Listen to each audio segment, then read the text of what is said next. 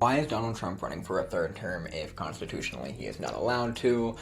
I think there are plenty of reasons why. One being that he's just testing and pushing his will of power, so, being able to do anything that he can just for the sake of doing it, which I think ends up being good for the accelerationists who are in his, cabinet and such.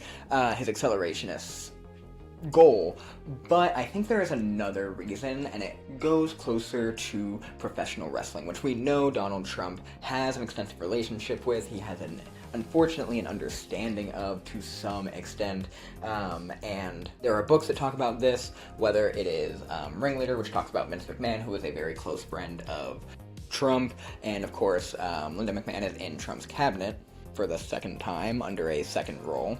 Or there's a great book, Donald Trump and the Kayfabe Presidency, which talks about how his presidency is specifically utilizing techniques and specifically positioning techniques of professional wrestling.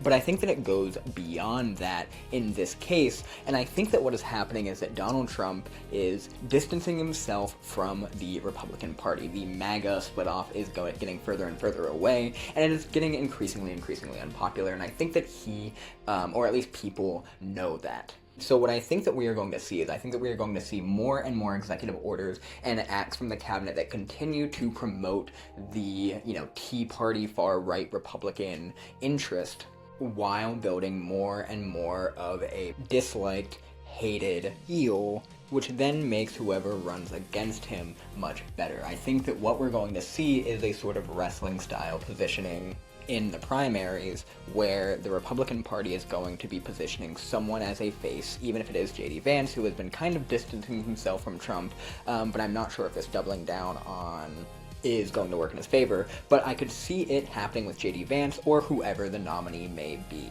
This helps the Republican Party live on and maybe even pivot from Trump and Trumpism while not losing the momentum from Trump and just turning it into something else.